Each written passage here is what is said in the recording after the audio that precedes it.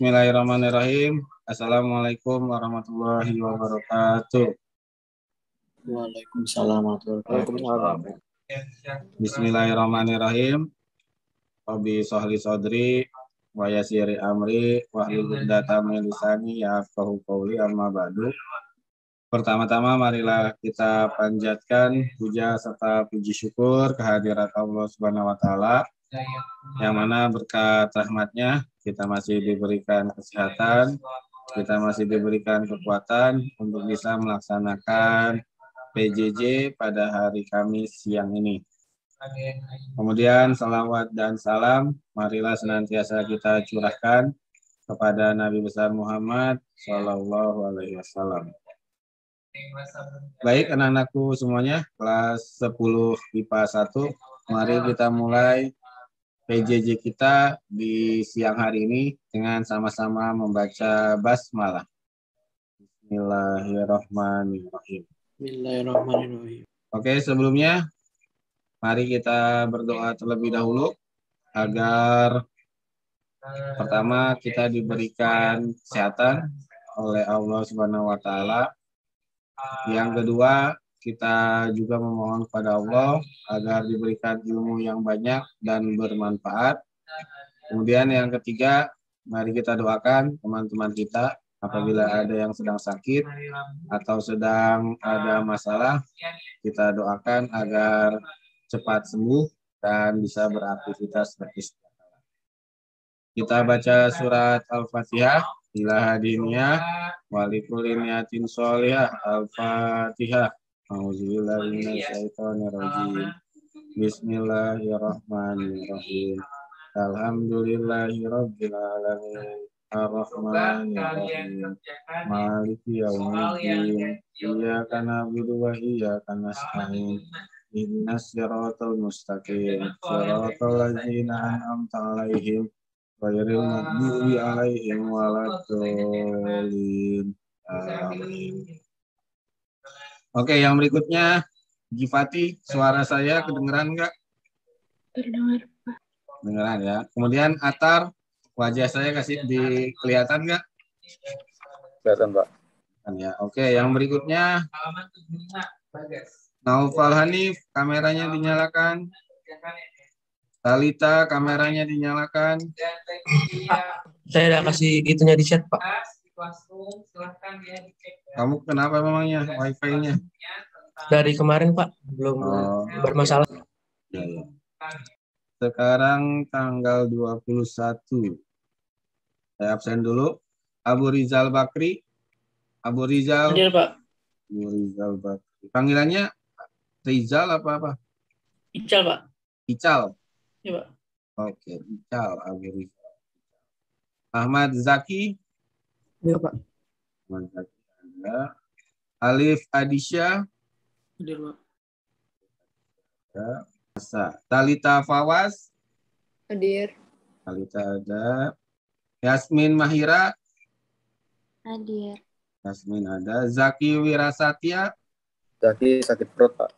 Sakit perut. Tapi tadi ada apa enggak? Ada. Oke, baik. Kita akan melanjutkan ke materi yang kemarin. Kemarin di minggu kemarin di Google Classroom sudah saya kirim terkait dengan data ataupun materi kita pada hari ini. Silakan dibuka bukunya halaman 50. Buku paketnya diambil dulu. Buka halaman 50. Oke. Sebelum saya mulai, saya ingin melakukan review ataupun mau melakukan yang namanya persepsi terkait dengan materi minggu kemarin. Karena materi minggu kemarin itu masih ada hubungannya dengan materi kita pada hari ini. Amelia, saya mau nanya nih, materi yang minggu kemarin. Gini aja deh. Apa pengertian wilayah menurut Iwayan Partiana? Apa pengertian wilayah menurut Iwayan Partiana? Apa menurut apa, Pak? Iwayan, nama orang Iwayan Partiana. Apa pengertian wilayah menurut Iwayan Partiana? Wilayah adalah merupakan suatu ruang di mana orang yang menjadi warga negara atau penduduk negara bersangkutan hidup serta menjalankan segala aktivitasnya. Oke, mantap. Saya tulis dulu. Tadi Amalia ya? Amelia, Pak. Siapa? Amelia Rahma. Oke, saya tulis dulu sudah menjawab. Nah, hari ini kita akan melanjutkan materi kita terkait dengan ruang lingkup wilayah negara, yaitu ada di halaman 50. Yang pertama yang harus kamu perhatikan adalah wilayah negara itu ternyata tidak hanya satu, tapi wilayah sebuah negara itu dibagi menjadi 4. Ada yang daratan, di daratan nih. Ini gambar daratan. Kemudian ada perairan. Nah, kalau perairan, kamu jangan berpatokan sama laut. Ternyata ada negara yang memang tidak punya laut. Kayak gitu. Karena yang namanya perairan itu tidak hanya laut, tapi ada sungai, kemudian ada juga waduk atau danau. Nah, contohnya begini nih, saya akan kasih lihat, saya akan stop screen-nya dulu. Saya akan ubahnya menjadi. Nah, ini saya akan kasih lihat. Ada sebuah negara yang memang ketutup, tidak mempunyai lautan sama sekali. Nah, coba kamu lihat di sini. Ini ada sebuah negara yang bernama negara Paraguay. Negara ini dia ketutup tuh, nggak punya lautan. Sehingga yang ada di sini hanyalah sungai-sungai saja. Jadi sekali lagi, yang namanya perairan itu tidak hanya lautan, tapi ada juga sungai, ada juga danau. Ya, itu yang harus kamu pahami terkait dengan wilayah negara. Kemudian ada juga ruang udara. Ruang udara itu adalah wilayah udara yang ada di sebuah negara. Jadi ruang udara itu kalau misalkan luas tanahnya segini, maka ruang udaranya pun segini. Tidak bisa lebih dan tidak bisa kurang. Jadi harus sama, sejajar antara ruang wilayah daratan, perairan, dan ruang udara. Nah, yang keempat adalah ekstrateritorial. Ekstrateritorial itu nama lainnya adalah sebuah tempat yang berada di wilayah negara asalnya. Contohnya adalah kantor kedutaan besar. Ekstra itu kan tambahan, teritorial itu kan wilayah, berarti wilayah tambahan yang ada di negara lain. Nah, ini yang harus kamu pahami. Ternyata ekstrateritorial itu walaupun adanya di negara lain, tetapi yang berkuasa penuh terhadap ekstrateritorial itu adalah negara yang mempunyai kedutaan. Contohnya ini adalah kedutaan besar Republik Indonesia di Bangkok. Misalkan ya, ada orang Thailand, dia asli Thailand, orang Thailand. Dia habis membobol situs punya kerajaan Thailand. Akhirnya dia dicari oleh polisi Thailand dan intelijen Thailand. Akhirnya misalkan orang ini namanya itulah Kapun Kap namanya misalkan. Kemudian orang itu membocorkan rahasia kerajaan. Akhirnya dia kabur masuk ke kedutaan besar Republik Indonesia di Bangkok. Maka polisi Thailand itu tidak bisa ngambil orang tersebut. Karena orang tersebut sudah berada di dalam wilayah kekuasaan negara Indonesia.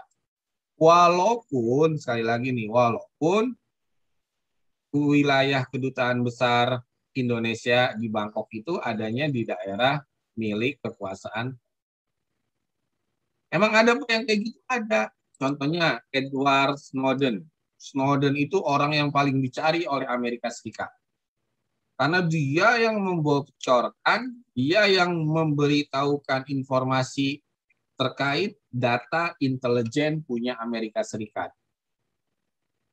Bayangin, data intelijen Amerika Serikat yang ditutup rapat-rapat dan tidak bisa diakses oleh siapapun, dilemparkan ke publik dengan melalui jaringan internet. Sehingga dia dicari-cari oleh intelijen CIA ataupun FBI ataupun NSA punyanya Amerika Serikat.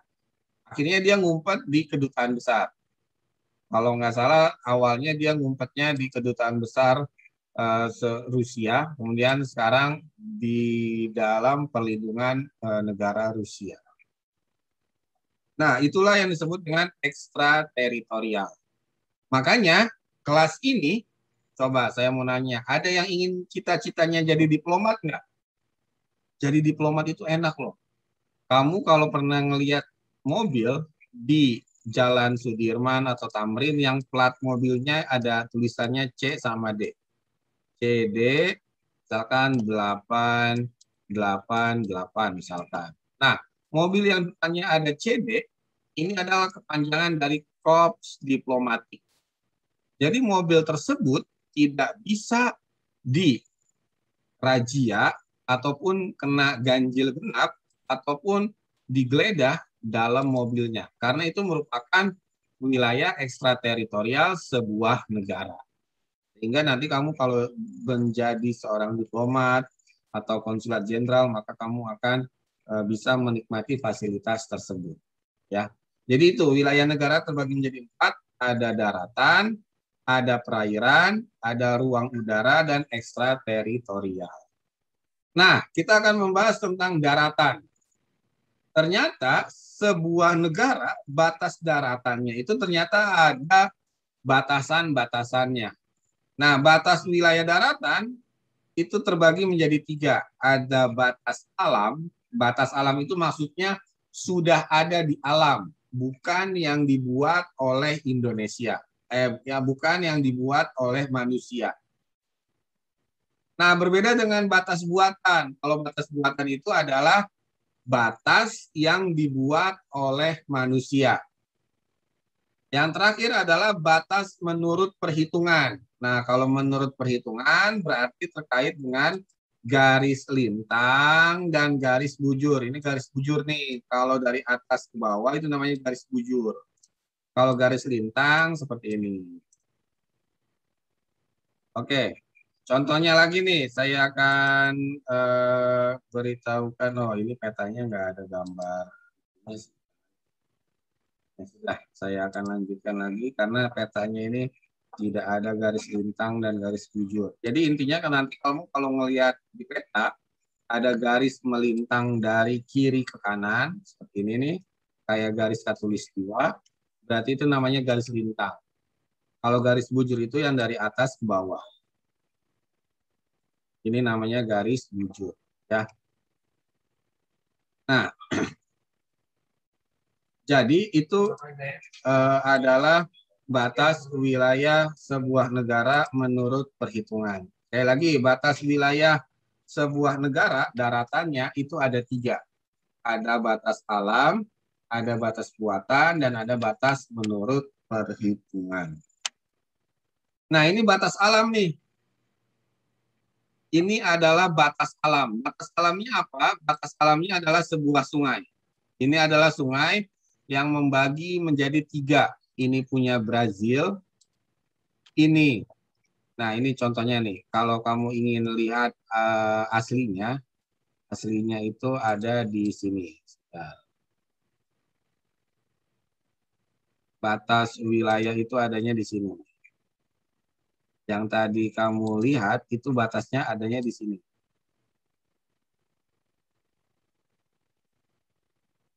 Ini adanya di sini. Jadi batas ini adalah negara, tepatnya adanya di, ini adalah negara Paraguay, kemudian ada negara Brazil, dan ada negara Uruguay. Ini tepatnya adanya di sini. Yang tadi kamu lihat. Nah, batas negara alam itu contohnya kayak ini, sungai. Ini sungai membagi menjadi 3 negara. Ada Brazil, ada Paraguay, dan ada Uruguay. Ini Uruguay. Nah, ini batas alamnya berupa sungai. Jadi, sungai ini yang memisahkan menjadi 3 negara. Nah, itu adalah batas alam. Emang ada lagi, Pak, selain sungai? Nah, biasanya kalau batas alam bisa sungai, bisa juga gugusan batuan ataupun gugusan hutan. Kayak gitu. Itu merupakan batas alam juga. Nah, itu yang disebut dengan batas alam sebuah negara. Yang kedua, batas buatan. Nah, ini adanya di wilayah Prancis dengan Spanyol. Ini ada sebuah jembatan yang memisahkan 2 negara. Ada Spanyol dan ada Prancis. Ini adalah batas buatan. Yang kedua, yang terkait dengan batas, yaitu adalah batas menurut perhitungan. Nah, batas menurut perhitungan berarti yang tadi saya bilang, batas yang dilihat dari garis bujur dan garis lintang. Contohnya ini ada 2 orang, yang satu anaknya perempuan, dia adalah adiknya, ada di negara Belanda, Nederland. Kakaknya yang cowok ada di negara Belgia. Kalau adiknya maju ke kakaknya, maka adiknya ada di negara Belgia. Begitupun sebaliknya. Inilah yang disebut dengan batas menurut perhitungan. Selain itu, ada juga di Indonesia. Nih, saya akan pindahkan petanya. Ini kan peta benua Amerika. Saya akan pindahkan ke peta wilayah Indonesia. Saya akan perbesar, tepatnya ada di Pulau Sebatik. Pulau Sebatik ini kan Kalimantan nih. Kalimantan itu dibagi menjadi 3 kan, 3 negara. Ini punya Indonesia yang paling besar. Kemudian ini punya Malaysia. Nah, yang paling kecil ini punya Brunei. Jadi Pulau Kalimantan itu dibagi menjadi 3. Nah, di sini antara Indonesia dengan Malaysia itu ada batas yang unik yang harus saya kasih lihat di kamu. Adanya tepatnya di Pulau Sebatik. Nah, ini adalah pulau di wilayah Kalimantan Utara yang dibagi menjadi 2. Setengah punya Indonesia dan setengah lagi punya Malaysia. Nah, di sini ada yang unik terkait dengan batas menurut perhitungan. Saya akan perbesar biar kamu bisa melihat secara fakta. Nah, ini adalah wisata rumah 2 negara. Jadi, di rumah ini ada 2 wilayah. Dari mulai pintu masuk sampai ke ruang keluarga atau ruang depan, itu adanya di wilayah Indonesia. Sedangkan dapur, kamar mandi itu adanya di Malaysia. Jadi negaranya terpotong jadi 2. Yang setengah ada di wilayah Indonesia, yang setengahnya lagi ada di wilayah Malaysia. Nah, kalau untuk warga negara, jangan ditanya. Yang punya rumah ini jelas-jelas sangat cinta sama Indonesia.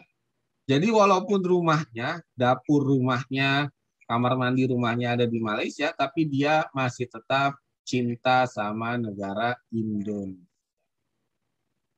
Nah, itulah yang disebut dengan batas menurut perhitungan.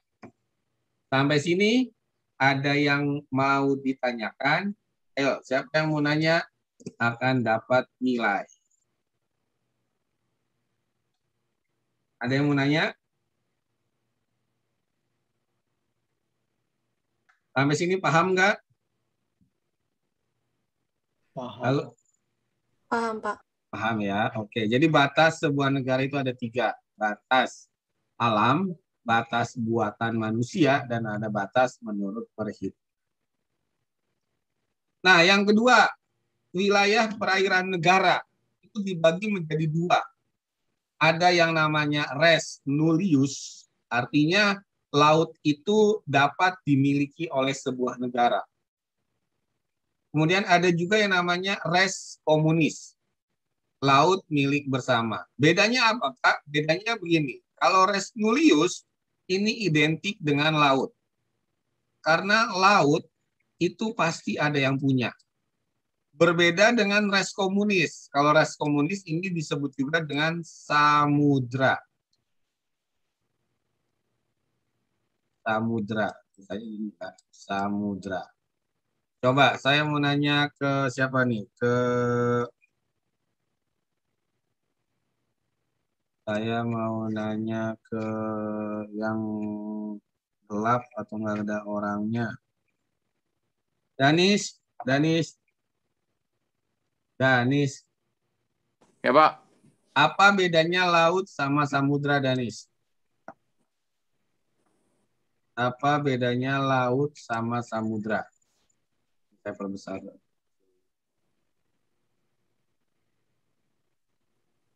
Apa bedanya laut sama samudra? Kalau laut kecil, kalau samudra besar, Pak. Oke, boleh Denis. Saya tulis dulu. Menurut Denis, laut itu kecil, samudra itu besar.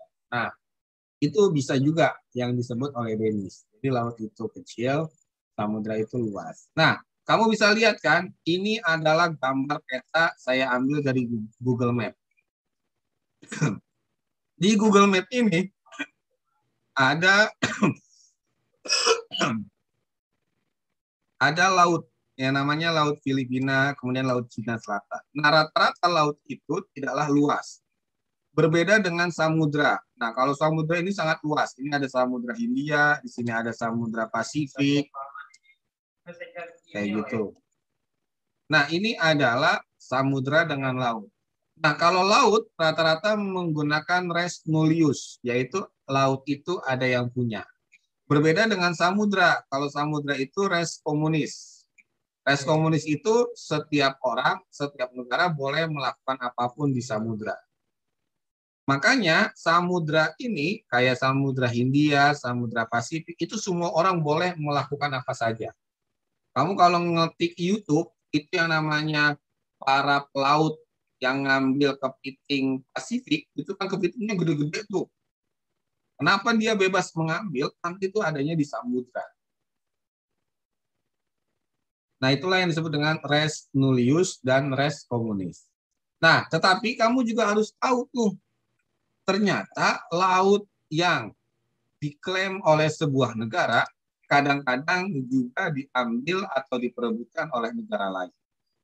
Contohnya ini nih, ini Laut Cina Selatan. Ini Laut Cina Selatan segini.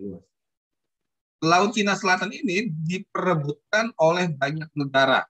Contohnya nih, segini itu diklaim oleh negara Cina atau Tiongkok. Saya beda-bedain deh warnanya deh, sebentar. Biar kamu nggak pusing.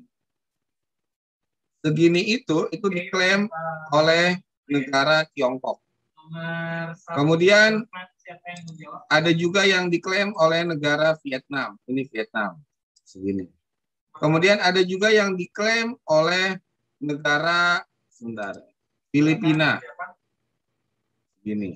Ada juga yang diklaim oleh negara Brunei Darussalam. Nah, Laut Cina Selatan ini kemudian sering diperebutkan. Bahkan sekarang negara Cina sudah membangun pangkalan militer di sini, di Pulau Spratly. Pulau yang diperebutkan. Nah, alhasil ketegangan di dunia internasional pun sangat-sangat mungkin untuk terjadi karena Cina sudah mengeluarkan kekuatan militernya. Kenapa Laut Cina Selatan ini diperebutkan? Karena Laut Cina Selatan ini adalah akses satu-satunya dari Asia menuju Eropa. Contohnya misalkan orang Jepang nih, ini kan Jepang nih. Ini Jepang, ingin ngirim mobil ke Itali, ini Itali di sini nih. Maka dia akan pasti lewat sini. Laut Cina Selatan, menuju ke Malaysia dan Indonesia. Ada yang namanya Selat Malaka. Kemudian langsung masuk ke wilayah Teluk Aden di sini. Nanti akan masuk ke terusan Suez, baru bisa sampai di Italia. Makanya Laut Cina Selatan ini selalu diperebutkan karena itu merupakan daerah terpenting. Begitupun sebaliknya, misalkan dari Jerman ingin ngirim barang-barang ke Korea, maka akan lewat sini. Sama lagi, lewat samudra, kemudian masuk ke Selat Malaka, kemudian akan masuk baru ke wilayah sini. Jadi itu kenapa Samudra Pasifik, Samudra Hindia bisa dieksplor oleh siapapun. Sedangkan kalau laut itu dimiliki oleh sebuah negara. Sampai sini, paham nggak? Oke, semangat. Paham. Ada yang mau nanya? Ada yang mau nanya nggak? Mau nanya, Pak? Oke, bagus nih kalau ada yang nanya. Gimana? Itu kan Laut Cina Selatan diperebutin beberapa negara. Kalau misalnya diklaim suatu negara gitu, apa keuntungan buat mereka gitu? Kenapa diperebutin? Oke, bagus Kezia pertanyaannya. Keren, kamu hebat. Berarti kamu memantau kondisi keadaan dunia saat ini. Kezia Putri Adila bertanya. Oke, bagus. Nah, ini saya akan perlihatkan. Kelihatan kan petanya? Kenapa Cina ngeklaim ngotot dengan Laut Cina Selatan ini? Karena Laut Cina Selatan yang pertama adalah wilayah strategis untuk transportasi. Jadi siapapun yang menguasai Laut Cina Selatan, maka dia akan menguasai jalan laut. Itu yang pertama. Yang kedua, mineral di Laut Cina Selatan ini sangat tinggi, mineral. Mineral itu tidak hanya minyak bumi, tapi ada juga gas dan lain sebagainya. Jadi mineralnya tinggi. Nah, yang ketiga adalah terkait dengan kekuasaan. Sebuah negara ingin wilayahnya tambah luas, tambah besar. Makanya melakukan yang namanya mengambil alih wilayah negara lain. Contohnya nih. Ada nggak ya petanya di Google Map? Nah, kelihatan nih. Kelihatan kan ini? Nah, ini kamu yang harus tahu nih. Ini adalah peta negara Israel. Nih Israel nih.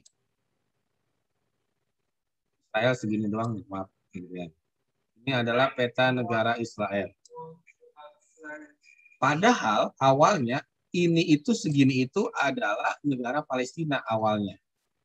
Tapi lama-kelamaan digusur, diambil oleh negara Israel. Akhirnya masyarakat Palestina sekarang mengungsi. Sekarang adanya di sekitar sini, kecil. Padahal tadinya luas wilayahnya besar, tapi sekarang sudah kecil. Kayak gitu. Makanya kenapa sebuah negara ngotot ingin punya wilayah yang luas karena untuk itu, untuk membangun kekuasaan negara. Kemudian, kenapa Laut Cina Selatan direbutkan oleh Cina, kemudian oleh negara-negara lain? Karena di sini sumber daya alamnya sangat-sangat banyak, terutama minyak bumi dan gas alam, yang memang belum dieksplor oleh siapapun. Nah, itu kelebihan Laut Cina Selatan. Ada lagi yang mau bertanya seperti Kezia? Bagus nih pertanyaan Kezia. Oke, Fauzia. Ya udah, saya akan lanjutkan lagi. Ini adalah batas lautan. Jadi laut sebuah negara itu ada batasnya. Ini contohnya nih. Dari bibir pantai sampai 12 mil ke laut itu disebut dengan laut teritorial. Jadi sebuah negara bebas melakukan apapun di sini. Dan kapal asing nggak boleh mendekat ke sini. Kemudian ada juga zona tambahan. Zona tambahan itu artinya wilayah Indonesia diperbesar lautannya. Karena ini terkait dengan wilayah sebuah negara yang masih dekat dengan pantai. Jadi jangan sampai nanti di sini ada kapal-kapal punya orang luar. Jadi di sini harus punya orang Indonesia. Kemudian ada yang namanya zona ekonomi eksklusif. Nah, ini zona ekonomi eksklusif adalah sebuah wilayah lautan yang memang negara yang punya zona ekonomi eksklusif itu boleh melakukan eksplorasi apa aja. Berbeda dengan yang namanya lautan lepas atau teritorial. Karena ini adalah boleh siapapun melakukan eksplorasi di sini.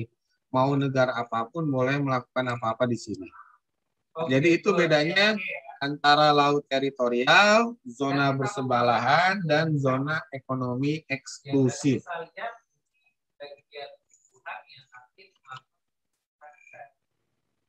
Yang berikutnya, wilayah udara negara.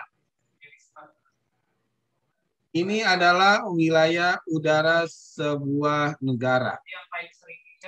Yang harus kamu pahami adalah wilayah udara sebuah negara saat ini gampang sekali ditentukan. Yaitu dengan cara mengambil radar, melihat radar, kemudian dianalisa. Ada nggak pesawat musuh yang datang? Kalau ada pesawat luar angkasa yang masuk ke wilayah Indonesia tanpa izin, maka siap-siap akan ditangkap atau di-take down. Pernah kejadian pesawat jet Amerika Serikat terbang di atas Kalimantan. Akhirnya ketahuan oleh radar Indonesia, kemudian dikejar oleh F-16. Akhirnya pesawat itu disuruh putar balik. Akhirnya pesawat punya Amerika Serikat pulang mundur. Nah, jadi itu. Jadi wilayah udara sebuah negara zaman sekarang itu dengan cara yang canggih, yaitu dengan cara radar.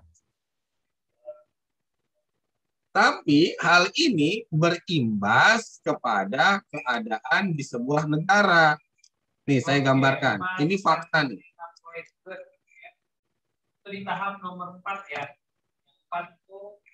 Ini adalah negara Singapura. Negara Singapura kan kecil nih, segini nih. Saya ganti warna pakai negara. Ini adalah negara Singapura hanya segini. Ini luas wilayah negara Singapura. Radar punya Singapura itu segini luasnya. Saya perbesar. Saya perbesar. Jadi ini kan negara Singapura, segini kecilnya. Tapi radarnya segini. Kalau misalkan ada orang dari Jakarta ingin terbang ke Batam, ke Bandara Hang Nadiem, nih Batam, maka dia harus izin kepada atase punya negara Singapura. Kenapa harus izin? Karena radarnya yang sangat luas. Oke, sampai sini paham?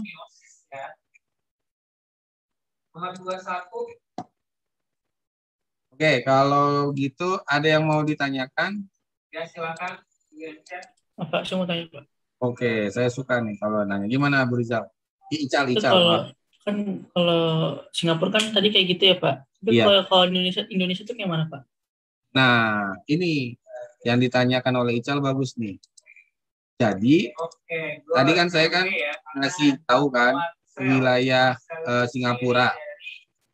Ketika ada orang take off dari Soekarno-Hatta mau ke Bandara Hang Nadiem di Batam, ini kan Hang Nadiem di sini di Batam, maka dia harus izin sama atase Singapura karena luas wilayah Singapura itu segini.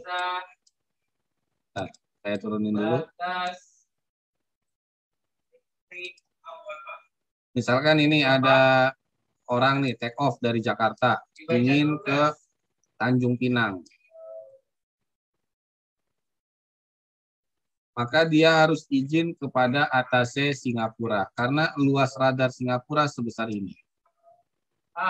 Tadi Ical yang nanya ya, saya tulis dulu. Ical nanya. Nah, kenapa bisa kayak gitu? Karena luas radar Singapura seperti ini. Inilah yang disebut dengan Undang-Undang FIR namanya. Ada namanya Undang-Undang FIR kalau nggak salah. Nah, ini sedang diusahakan oleh negara Indonesia untuk bisa merebut kembali.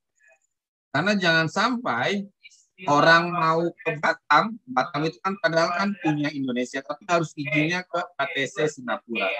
Makanya sekarang sedang berusaha untuk bisa mengambil lagi ruang udara milik Indonesia. Nah, kenapa saya memperlihatkan hal ini? Agar kamu sadar bahwasanya Indonesia itu sangat luas, dibutuhkan kerja dari orang-orang hebat untuk bisa merubah ini semuanya. Makanya saya berharap sama kelas ini nih. Siapa tahu nanti ada yang jadi Panglima TNI, jadi Kapolri, jadi diplomat, ambil rebut kembali wilayah ruang udara Indonesia. Karena kenapa? Jangan sampai nanti akan berimbas seperti Pulau Sipadan dan Ligitan. Ada yang tahu Pulau Sipadan dan Ligitan? Ada yang tahu cerita Pulau Sipadan dan Ligitan? Jadi, saya akan share screen lagi. Sipadan dan Ligitan itu adalah pulau yang ada di Kalimantan. Nah, ini nih. Ini kan Kalimantan kan? Ada sebuah pulau namanya Pulau Sipadan dan Ligitan. Tadinya pulau itu adalah pulau milik Indonesia. Tapi karena diklaim oleh Malaysia, maka pulau itu jadi pulau punya Malaysia. Tadinya Pulau Sipadan dan Ligitan itu adanya di sekitar sini. Tadinya ini kan batas antara Malaysia dengan Indonesia. Tadinya batasnya begini. Nah, kalau sekarang sudah seperti ini. Kayak gitu. Kenapa Sipadan dan Ligitan bisa kelepas? Karena tidak dijaga. Sehingga Sipadan dan Ligitan, pulau itu akhirnya menjadi negara Malaysia. Oke, karena sudah jam 2, sekali lagi terima kasih kepada kamu semuanya yang sudah bertanya dan yang sudah menjawab. Salut saya sama kelas ini. Mari kita tutup dengan membaca hamdalah bersama-sama. Alhamdulillahirrahmanirrahim. Terima kasih. Wabillahi taufiq wal hidayah. Wassalamualaikum warahmatullahi wabarakatuh. Waalaikumsalam. Oke, selamat istirahat ya.